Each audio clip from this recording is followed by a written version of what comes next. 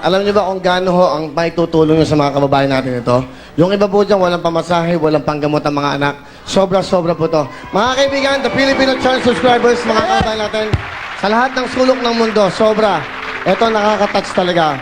Hindi lang po yan. Ang dami na nagbigay. As of yesterday, meron na po kami 685 na US dollars. Tapos may cash pa kami, kaya explain. Ito ho, ang dami nito. Kaya ko lang to hinawakan, mga kaibigan.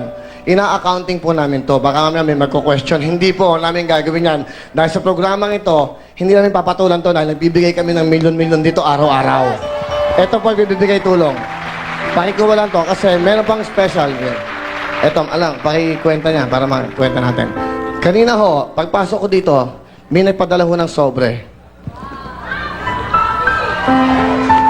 Hindi ko ho akalain bakit ganito tong programang to. Sobra-sobra yung mga taong nagkakaroon ng swerte sa buhay na nabe-bless. Sinishare na lang blessing na ito lang po ang programa sa buong mundo na kapwa Pilipino ay tumutulong sa kapwa Pilipino. Hey! Just like to take this opportunity to thank all these people, especially ho, Mr. Tony Lim. Siya po ay may restaurant sa State San Francisco, sa South San Francisco, California. Yun po ay yung Lingnam Noodle House. Pinadala po ito, alam niyo kung magkano ang laman? $200 US. Sir, maraming pong salamat sa pamilya nyo at sa mga taga Lollipop Safety Balloon Center na nagpadala dito.